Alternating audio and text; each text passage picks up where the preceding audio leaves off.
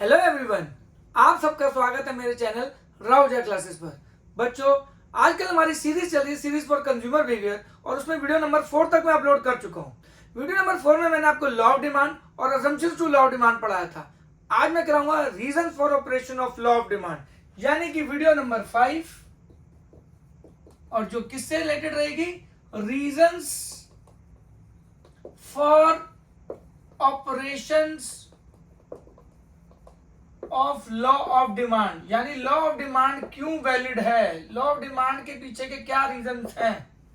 चलिए बच्चों, law of demand में हमने क्या पढ़ा था, अगर आपको याद हो, प्राइस और क्वांटिटी डिमांडेड, यानी कि अगर किसी भी चीज का प्राइस बढ़ेगा तो उसकी डिमांड जो है वो फॉल करेगी, और किसी भी चीज का प्राइस फॉल करेगा तो उसकी डिमांड जो होगी राइज करेगी। ये बात तो है कि अदर फैक्टर रिमेन कांस्टेंट, ये वैलिड तभी होगा जब अदर फैक्टर रिमेन कांस्टेंट होगा, जिसे हम assumption to law of demand भी बोलते हैं। बट ये एरोज ऑपोजिट डायरेक्शन में जा रहे हैं तो हम इसे बोलते हैं इनवर्स रिलेशनशिप। आज का क्वेश्चन हमें कहता है कि ये इनवर्स रिलेशनशिप क्यों है, why is there inverse relationship between price of a commodity and quantity demanded of a commodity. ऐसा क्यों होता है कि प्राइस और डिमांड के बीच में इनवर्स रिलेशनशिप होता है, और इसलिए इसका नाम क्या है, reasons for operation of law of demand, या what are the reasons behind the law of demand.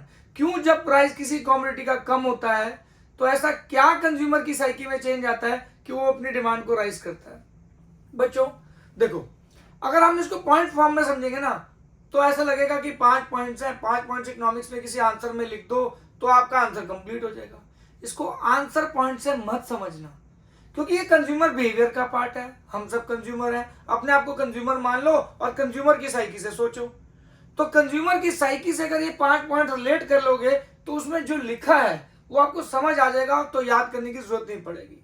इसलिए इसका सबसे आसान तरीका समझने का कि अपने आप को कंज्यूमर मानो, उसकी साइकी पे देखो साइकी कैसे चल रही है उसकी, और उसकी साइकी को समझते हो उसके लॉजिक पे आ जाओ, और लॉजिक को पॉइंट से रिलेट कर दोगे तो आपका पॉइंट हो जाएगा और आपका क्वेश्चन भी हो जाएगा।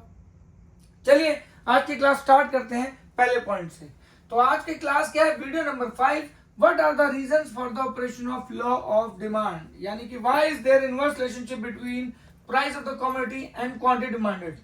ठीक है जी, और इससे हम बोलते हैं व्हाई डज कंज्यूमर, इसको इस तरीके से भी पेपर में आता है, why does consumer purchase more of the commodity at lower prices, और what are the causes behind law of demand. मतलब इतने सारे क्वेश्चंस हैं जिसका आंसर यही होगा जो मैं 5 पॉइंट पढ़ाने जा रहा हूं। ठीक है जी, तो पहला पॉइंट है हमारा law of diminishing marginal utility. I repeat, मैंने क्या लिखा बच्चों, law of diminishing marginal utility. पहला रीजन कि लॉ ऑफ डिमांड क्यों ऑपरेट करता है, यानी कि क्यों इनवर्स रिलेशनशिप होती है। अब इसको लॉ को हम थोड़ा कंज्यूमर की साइकी से समझने से पहले थोड़ा सा और आसान भाषा में कन्वर्ट करने की कोशिश करते हैं, डे टू डे लैंग्वेज में। ठीक है जी, डिमिनिशिंग मतलब गिरती हुई, ठीक है जी। मार्जिनल मतलब को लगा लो आप एडिशनल, और यूटिलिटी का मतलब निकाल लो आप सेटिस्फैक्शन। I repeat, satisfaction. ठीक है जी, अगर ऊपर लिखा हुआ नहीं समझ आएगा तो सेटिस्फैक्शन लिखा है। तो ये क्या बना, लॉ ऑफ गिरती हुई एडिशनल सेटिस्फैक्शन। अब जब हम इसको समझने की कोशिश करते हैं, देखो बच्चों, मान लो हमें बहुत भूख लग रही है, हम अपना स्कूल से आए, उसके बाद अपना खेलने वेलने चले गए, ठीक है जी, और घर आते हैं और हमें बहुत तेज भूख लग रही है। ठीक है जी, एकदम हमने अपनी मम्मी को बोला कि मम्मा आप रोटी बना दो। अब एकदम भूख लगी, मम्मा रोटी लेके आई। पहली रोटी हमें बहुत सेटिस्फेक्शन देगी। आई रिपीट, पहली रोटी हमें बहुत सेटिस्फेक्शन देगी कि यस, जो जितने हमें भूख लग रही है उसको हमारे को एकदम ऐसे लगेगा कि यस, फाइनली हमारे को कुछ मिला खाने को, वी वर दैट हंग्री। जब सेकंड रोटी आएगी तो सेटिस्फेक्शन मिलेगी, पर उतनी नहीं मिलेगी जितनी पहली रोटी से मिली थी। थर्ड में और सेटिस्फेक्शन मिलेगी, पर सेटिस्फेक्शन का जो लेवल है वो कम हो जाएगा। एडिशनल सेटिस्फेक्शन क्या हो जाएगी, कम हो जाएगी। यानी पहली रोटी से सबसे ज्यादा सेटिस्फेक्शन, दूसरी रोटी से कम सेटिस्फेक्शन, तीसरी रोटी से और कम सेटिस्फेक्शन। यानी जैसे जैसे जितनी रोटी हम खाते जाएंगे उससे जो एडिशनल सेटिस्फेक्शन होती जाएगी वो कम होती जाएगी। मान लो हमें प्यास लग रही है, हम खेल के बैठे हैं, पहला ग्लास ऑफ वाटर बहुत ज्यादा सेटिस्फेक्शन देगा, दूसरा ग्लास उससे कम, तीसरा ग्लास और कम, और उसके बाद चौथा पिए तो पेट दर्द भी हो सकता है या वॉमिटिंग भी हो जाएगी। तो ये आप, वैसे तो मैं इस पूरे टॉपिक को, ये law of diminishing marginal utility पूरा एक कंसेप्ट है कार्डिनल यूटिलिटी का, मैंने अभी नहीं पढ़ा है। उसके अंदर तो मैं इस लॉ की एक्सेप्शंस भी पढ़ाऊंगा और इसको कैसे कंज्यूमर इक्विलिब्रियम से रिलेट करता है वो भी पढ़ाऊंगा। बट अभी मैंने वो सीरीज स्टार्ट नहीं करी, मैंने डिमांड से स्टार्ट किया, तो सिर्फ डिमांड के पॉइंट ऑफ व्यू से बता रहा हूँ। Law of diminishing marginal utility ये अपने आप में 4 नंबर का एक बड़ा इंपॉर्टेंट क्वेश्चन है कार्डिनल अप्रोच में, बट अभी नहीं, अभी हम इसको डिमांड पॉइंट ऑफ व्यू से समझेंगे। तो डिमांड पॉइंट ऑफ व्यू से हमने क्या समझा, लॉ ऑफ गिरती हुई एडिशनल सेटिस्फेक्शन। यानी कि अगर मैं इसको इंग्लिश में कन्वर्ट करूं, एज वी कंज्यूम, क्योंकि अपने आप को कंज्यूमर मानना है, कंज्यूमर बिहेवियर को समझने के लिए कंज्यूमर मान के चलो, as we consume more and more units of a commodity, मान लो यहाँ पे रोटी 1, रोटी 2 और रोटी 3 इक्वल साइज की है, ठीक है जी, ये रोटी 1, रोटी 2, रोटी 3, ठीक है जी। तो पहली रोटी हमें सेटिस्फेक्शन सबसे ज्यादा देगी, हाईएस्ट देगी, ठीक है जी, हाईएस्ट सेटिस्फेक्शन। सेकेंड रोटी लेस सेटिस्फेक्शन, थर्ड रोटी स्टिल लेस सेटिस्फेक्शन। तो जैसे जैसे हमारी चपाती बढ़ रही है वैसे वैसे सेटिस्फेक्शन क्या होता रहेगा, कम होता रहेगा। और इसी को हम क्या बोलते हैं, law of diminishing marginal utility. Diminishing मतलब सेटिस्फेक्शन गिर रही है, डिमिनिशिंग मतलब गिर रही है कोई चीज, मार्जिनल मतलब एक रोटी के बाद दूसरी, दूसरे के बाद तीसरी, यानी एडिशनल, और यूटिलिटी मतलब सेटिस्फेक्शन। तो जब हम एक कंज्यूमर एक चीज को ज्यादा बार खाता रहेगा तो उसकी जो सेटिस्फेक्शन लेवल है वो कम हो जाएगी। आप इसको ऐसे भी देख सकते हो, आपको कोई भी चीज, चाहे वेजिटेरियन हो नॉन वेजिटेरियन हो, आपकी कोई डिश जो आपको बहुत अच्छी लगती है, मान लो आपने वो आज ब्रेकफास्ट में खाई, ठीक है जी, आप जब उसे लंच में खाओगे तो कंपैरेटिवली कम सेटिस्फेक्शन होगी, डिनर तक पहुंचते पहुंचते सेटिस्फेक्शन लेवल और कम हो जाएगा, और अगले दिन अगर सुबह भी खाई वही चीज तो हो सकता है पेट भी खराब हो जाए। तो इसको हम बोलते हैं law of diminishing marginal utility. As we consume more and more units of a commodity, the marginal utility derived from consumption of additional unit goes on falling, goes on diminishing, and this is called law of diminishing marginal utility. All this की exceptions भी होती हैं, वो मैं अभी नहीं पढ़ाऊंगा, वो कार्डिनल यूटिलिटी में पढ़ाऊंगा कि ऐसा भी हो सकता है कि किसी चीज को हम जैसे ज्यादा खाते रहे तो सेटिस्फेक्शन बढ़ जाए, पर वो exception to law of diminishing marginal utility होगी, ठीक है जी। जैसे मेडिसिन होता है, एग्जांपल दे दूं, जब एंटीबायोटिक आप कोर्स करते हो तो मेडिसिन की हर एक डोज पे, एडिशनल डोज पे आपका जो बॉडी लेवल है वो बेटर होता रहता है। खैर वो अभी नहीं पढ़ना, वो उसकी एक्सेप्शंस में आएगी। अभी फॉर द टाइमिंग ये लॉ क्या कहता है, जब हम किसी भी चीज को ज्यादा खाते हैं तो उसकी सेटिस्फेक्शन लेवल कम होती जाती है, ठीक है जी। अगर आप इंग्लिश में लिखना चाहें तो क्या लिखेंगे, as we consume more and more units of a commodity, the marginal utility derived from consumption of one additional unit of a commodity goes on falling, ठीक है। अब यही रीजन है बच्चों लॉ ऑफ डिमांड के इनवर्स रिलेशनशिप का। आप बोलोगे कैसे, पहले हमने लॉ समझा, अब इसको कंज्यूमर से क्या करेंगे, रिलेट करके देखते हैं कंज्यूमर की साइकी से। देखो जी, यहाँ पे कंज्यूमर लॉ ऑफ डिमांड क्या कहता है, प्राइस बढ़ेगा तो डिमांड कम हो जाएगी, ठीक है जी, और प्राइस कम होगा तो डिमांड बढ़ेगी। एरोज ऑपोजिट डायरेक्शन में होते हैं, ठीक है जी, और इसे इनवर्स रिलेशनशिप कहते हैं। अब इस लॉ से इस लॉ का क्या लेना देना है, अब आप खुद सोचो। जब हम मार्केट में जाते हैं सब्जी लेने, हम क्या बोलते हैं, भैया जैसे आलू लेने गए, भैया उसने बोला कितने रुपए केजी है, भैया 10 रुपए केजी है, तो हम क्या बोलेंगे, भैया 8 रुपए लगा, 5 रुपए लगा तो मैं 3 किलो ले लूंगा, 4 किलो ले लूंगा। क्यों, क्योंकि आपको additional satisfaction of additional unit of आलू से, पोटैटो से जो सेटिस्फेक्शन मिलेगी वो कम होगी। तो उस एडिशनल सेटिस्फेक्शन के लिए जो कम होती जा रही है, आप प्राइस कभी ज्यादा नहीं पे करना पसंद करोगे, आप कम प्राइस पे करना पसंद करोगे। यानी कि जब हम एक कोई भी चीज बोलते हैं बल्क में खरीदने के लिए, तो हम उसे प्राइस कम करने को क्यों बोलते हैं, क्योंकि हमें पता है एडिशनल यूनिट उस चीज की जब हम खरीदते हैं तो उससे एडिशनल सेटिस्फेक्शन हमारे को कम होगी। तो उस एडिशनल सेटिस्फेक्शन कम के लिए हम प्राइस भी कम पे करना पसंद करेंगे, ना कि ज्यादा। और इसलिए because of law of diminishing marginal utility, यानी एडिशनल यूनिट से, जो एक एडिशनल यूनिट ऑफ कमोडिटी से जो सेटिस्फेक्शन कम मिल रही है, तो उसके लिए प्राइस भी तो कम दूंगा ना। तो इसलिए क्या होता है, हम उसको कहते हैं भैया अगर प्राइस कम कर देगा तो ही मैं आपसे ज्यादा क्वांटिटी खरीदूंगा, क्योंकि ज्यादा क्वांटिटी के वक्त मेरी एडिशनल सेटिस्फेक्शन कम हो जाएगी, इसलिए उसके लिए मैं कम प्राइस ही पसंद करूंगा। इसलिए हम कम प्राइस में ज्यादा कमोडिटी खरीदते हैं। यानी प्राइस जब फॉल होगा तो क्वांटिटी डिमांड राइज करेगी, और एक कौन सा रिलेशन बन जाएगा, इनवर्स रिलेशन बन जाएगा। And that is why law of diminishing marginal utility is one of the reason for the inverse relationship between price of the commodity and quantity demanded, which is called as law of demand. तो ये आपका पहला reason है। Simple भाषा में कैसे law of diminishing marginal utility ने law of demand को इफेक्ट किया। अब हम चलते हैं दूसरा पॉइंट। प्लीज आप इसको नोट कर लीजिएगा, जो मैंने इंग्लिश में बोला था वो आप पॉज कर करके लिख सकते हो, ताकि आपके पास स्टेटमेंट भी बन जाए। और अगर पेपर में लिखना चाहते हो, अगर मैं फास्ट बोलूं तो law of diminishing marginal utility also affect the law of demand reason. For example, जैसे as we consume more and more units of a commodity, the marginal utility right from consumption of unit goes on falling. This is, for example, hungry man gets maximum satisfaction from first chapati, lesser from second, still lesser from third, and so on. So if consumer wants to purchase more of the commodity, he has to lower the price of the commodity. ये आपकी explanation बन जाती है bookish, यानी जो मैंने आपको अभी तक समझाया है उसी को एग्जैक्ट अगर आप बुक इस लैंग्वेज इंग्लिश लैंग्वेज में लिख दोगे तो आपका आंसर बन जाएगा। कि आप लॉ के बारे में बताइए, डेफिनेशन बताइए लॉ की, उसके बाद एग्जांपल दे दीजिए, और एग्जांपल से आप ये बता दें कि भैया क्यों इनवर्स रिलेशनशिप प्रिवेल कर रही है। चलिए, आई होप ये पॉइंट आपको बहुत अच्छे से डिटेल में मैंने करा दिया। अब हम चलते हैं अगला पॉइंट। अगला पॉइंट हमारा क्या है बच्चों, सब्स्टिट्यूशन इफेक्ट। सब्स्टिट्यूशन इफेक्ट क्या होता है, हम इसको सब्स्टिट्यूट गुड से रिलेट कर सकते हैं थोड़ा, ठीक है जी। तो पहले तो मैं लिख लेता हूं, हम दूसरा पॉइंट क्या करें, दूसरे पॉइंट का नाम क्या है,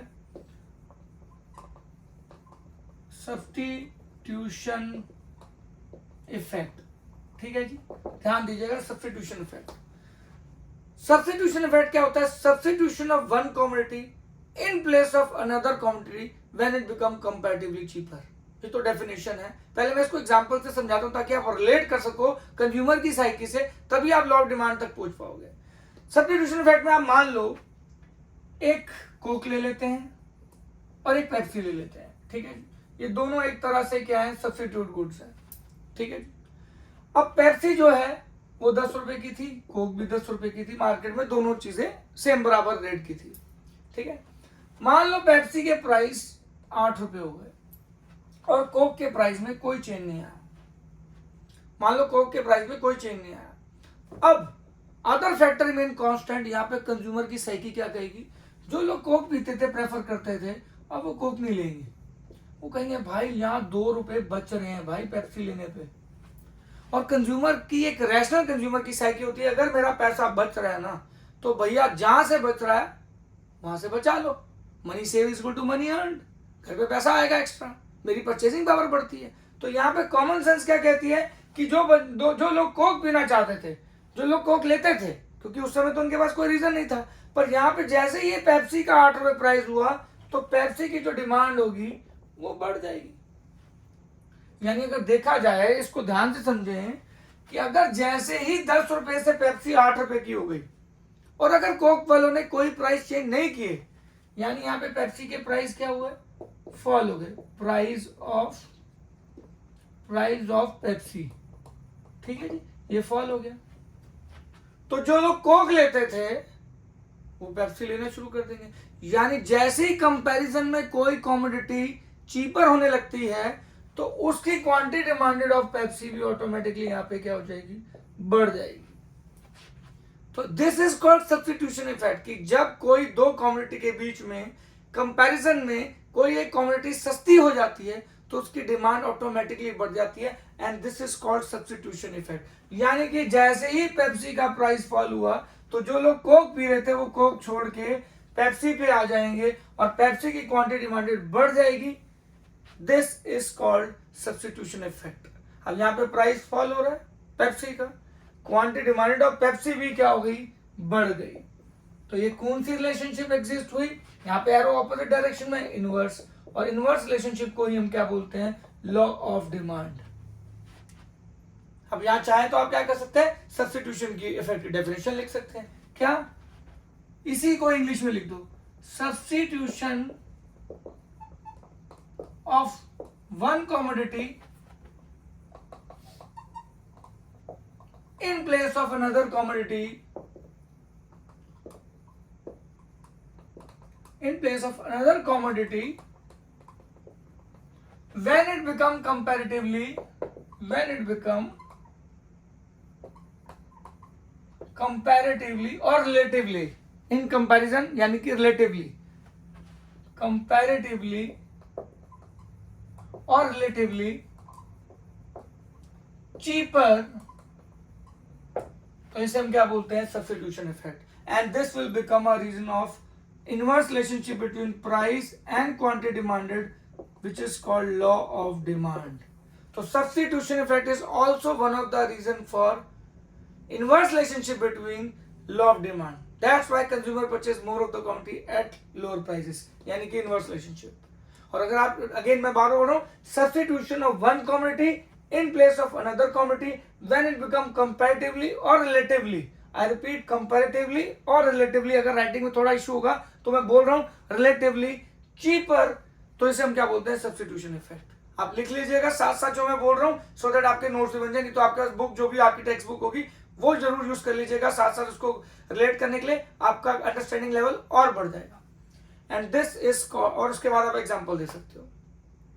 तो ये हमारे दो पॉइंट कवर हो गए, पहला law of diminishing marginal utility और दूसरा सब्स्टिट्यूशन इफेक्ट, जो कि लॉ ऑफ डिमांड के पीछे के रीजंस है।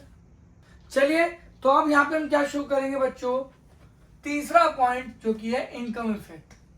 आई रिपीट, दो पॉइंट हो गए हमारे, अब यहां पे हम तीसरा पॉइंट करने जा रहे हैं, इनकम इफेक्ट। हाँ, एक बात और याद रखिएगा, मैं ये क्लियर कर दूं, सब्स्टिट्यूशन इफेक्ट हमेशा पॉजिटिव होता है, इसका मीनिंग बाद में समझाऊंगा, ठीक है जी। अभी मैं इसके बाद exceptions to law of demand कराऊंगा, उसमें गिवन गुड्स के बारे में बताऊंगा, तो आपको मैं बाद में बताऊंगा ये क्या है, इसका डिटेल में, मतलब कि सब्स्टिट्यूशन इफेक्ट पॉजिटिव क्या है, इस लाइन का मतलब, ये बाद में लेटर ऑन एक्सप्लेन करेंगे। बट याद रखना, सब्स्टिट्यूशन इफेक्ट हमेशा पॉजिटिव होता है, इसकी एक्सप्लेनेशन नेक्स्ट क्लास में देंगे। चलिए तो अब नेक्स्ट पॉइंट, हमारा तीसरा पॉइंट क्या आता है, इनकम इफेक्ट। बच्चों ये पॉइंट ध्यान से समझना है, बहुत इंपॉर्टेंट पॉइंट है, very very important point, income effect. Income effect क्या है, change in quantity demanded, I repeat, ध्यान से लिखना है इसको, change in quantity demanded due to change in real income, bracket में आप लिख सकते हो परचेजिंग पावर, ठीक है जी, ब्रैकेट में आप क्या लिख देना, परचेजिंग पावर। क्या बोला मैंने, change in quantity demanded due to change in real income, bracket में लिख देना purchasing power, caused by changes in price of commodity is known as income effect. पहले आप लिख लीजिए, फिर मैं इसको डिटेल में एक्सप्लेन करता हूं। I repeat, change in quantity demanded due to change in real income, bracket में purchasing power, caused by change in price of the commodity is known as income effect. यहां तक हो गया। अब हम इसको एक्सप्लेन करने की कोशिश करते हैं, पहले आप ये लिख लेना, ठीक है जी। अब यहाँ पे क्या गेम बनती है, जरा इस पर ध्यान देते हैं बच्चों। जब किसी कमोडिटी के प्राइस चेंज होते हैं, ठीक है जी, तो उससे हमारी क्या बनती है, परचेजिंग पावर में फर्क पड़ता है, जिसे हम रियल इनकम बोलते हैं। और उससे जो क्वांटिटी डिमांडेड में चेंज आता है ना, उसे इनकम इफेक्ट बोलते हैं। यानी कि हमारी दो तरीके की इनकम होती है, एक रियल इनकम और एक मनी इनकम। पहले इसका डिफरेंस समझ लेते हैं क्या होता है, तभी आपको डिटेल में समझ आएगा। मनी इनकम क्या है, एक आदमी 10,000 कमाता था, उसकी इनकम 10,000 से 12,000 हो गई, यानी 10,000 से 12,000 हो गई, तो 2,000 रुपए का इंक्रीज इन इनकम आ गया, that is called money income. एक आदमी की इनकम 10,000 थी, अब भी 10,000 है। पहले वो जो चीजों पे खर्चा करता था वो 8,000 की होती थी, अब वो चीजें सस्ती हो गई तो उसके 7,000 लगते हैं उन चीजों पे जो उसका घर का खर्चा है। जो पहले 8,000 में हो रहा था अब 7,000 में हो रहा है। यानी कि प्राइस के फॉल होने से 1,000 यहां पे एक्स्ट्रा बच गया। इस 1,000 से आपकी परचेजिंग पावर बढ़ गई। This increase in purchasing power से आप क्वांटिटी में भी चेंज लेके आ सकते हो। इसको इनकम फैक्ट बोलते हैं। और इस 1,000 के चेंज को हम क्या बोलते हैं? Real income. कि although the money income remain same, money income 10,000 तक 10,000 ही रही, बट आपकी जिन चीजों पे खर्चा करते थे वो सस्ती होने की वजह से आपके पास पैसा बच रहा है, तो वो आपकी रियल इनकम है, क्योंकि उससे आपकी परचेसिंग पावर बढ़ रही है। और उस परचेसिंग पावर से जो क्वांटिटी डिमांडेड में फर्क आएगा, that is called as income effect. I hope ये पहले आपको समझ आया होगा मैं क्या कह रहा हूं। नहीं आया कोई बात नहीं, मैं इसको और एग्जांपल से अच्छा करने की कोशिश करता हूं ताकि आपको डिटेल में मजा आए। चलिए अब मैं इसको डिटेल में एग्जांपल से समझाने की कोशिश करता हूं, ठीक है। मान लो बच्चों एक आदमी है, एक पर्सन है, ठीक है जी, ठीक है जी। एक आकाश, एक लड़का है, ठीक है जी। अब उसके पास कितने पैसे पड़े हैं? उसके पास कुल 40 रुपीज पड़े हैं, ठीक है जी। और वो 4 चॉकलेट्स खरीदता है, कितने की? At the rate rupees 10 rupees पर चॉकलेट, ओके जी, ठीक है जी। यहाँ पे चॉकलेट है, आई रिपीट, ठीक है जी। अब ध्यान से सोचना बच्चों, यहां मैं प्राइस 10 रुपए की जगह 8 रुपए कर दूं, पैसे उसके पास 40 के 40 ही हैं। अब 8 रुपए कर दूं चॉकलेट का प्राइस, तो वो कितनी खरीद सकता है? 4 की जगह कितनी चॉकलेट खरीद लेगा? 5 चॉकलेट खरीद लेगा। यस और नो? क्योंकि लॉजिक सोचो, जब 10 रुपए के हिसाब से वो 4 चॉकलेट खरीदता था तो 40 लगते थे। अब अगर 40 रुपए में अगर उसको खरीदनी है, प्राइस कितना हो गया? 8, तो कितनी चॉकलेट आएंगी? 5। यानी कि जैसे ही प्राइस फॉल हुआ, 10 से 8 हुआ, क्वांटिटी डिमांडेड ऑफ चॉकलेट जो हो गई वो ऑटोमेटिकली क्या हो गई? क्वांटिटी डिमांडेड ऑफ चॉकलेट क्या होगी बच्चों? यहां पे क्लियरली देख सकते हैं, बढ़ गई। 4 से क्या हो गई? 5 हो गई।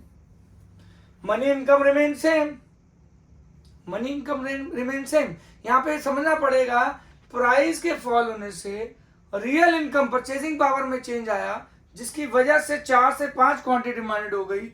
This without change in real income, money income remain same, sorry, without change in money income, money income remain same, but real income, purchasing power बढ़ गई। क्यों? प्राइस के फॉल होने से। जब भी प्राइस के कुछ चेंज होने से आपकी परचेसिंग पावर में चेंज आता है, तो उसे मनी इनकम का चेंज नहीं बोलते, उसे रियल इनकम का चेंज बोलते हैं, जिसे हम परचेसिंग पावर बोलते हैं। और उसकी वजह से जो क्वांटिटी डिमांडेड में चेंज आया, तो उसे हम क्या बोलेंगे? Income effect. ये बहुत इंपॉर्टेंट पॉइंट है बच्चों, आगे बहुत काम आएगा हायर स्टडीज में आपको, इनकम इफेक्ट। तो यानी कि आपकी मनी इनकम ही चेंज होने से आपकी डिमांड नहीं फर्क पड़ता, प्राइजेस की वजह से भी आपकी इनकम चेंज हो जाती है, पर उस इनकम को क्या बोलते हैं? रियल इनकम और परचेसिंग पावर।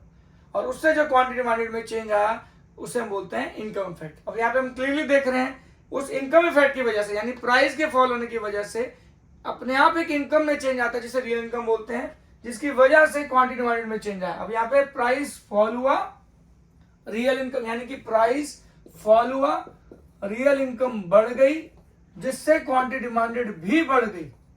ये चेन रिएक्शन समझिए, प्राइस के फॉल होने से रियल इनकम बढ़ी, रियल इनकम से क्वांटिटी डिमांडेड बढ़ी, यानी प्राइस के फॉल होने से क्वांटिटी डिमांडेड बढ़ गई, यानी कि इनवर्स रिलेशनशिप हुआ। और इस इनवर्स रिलेशनशिप को, price of quantity and quantity demand of quantity के बीच में इनवर्स रिलेशनशिप हो, तो उसे हम क्या बोलते हैं? Law of demand.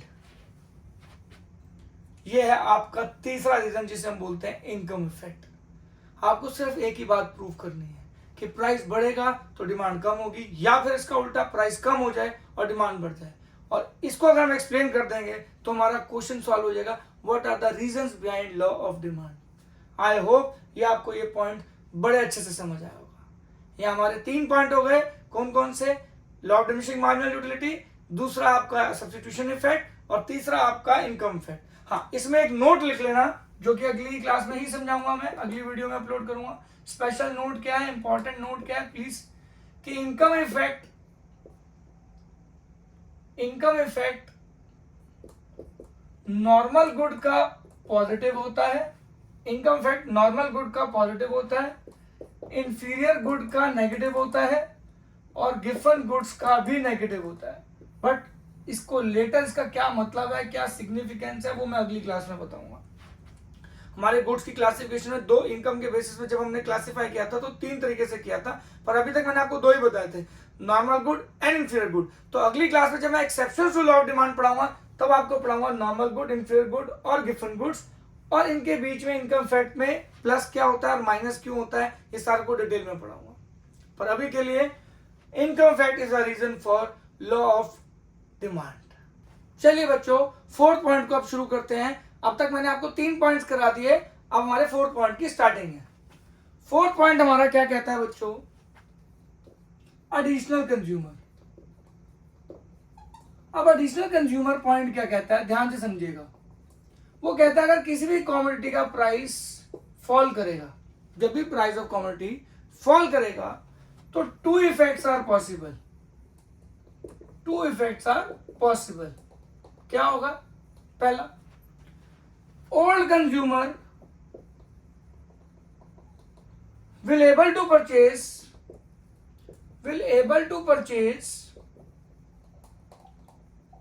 more of that commodity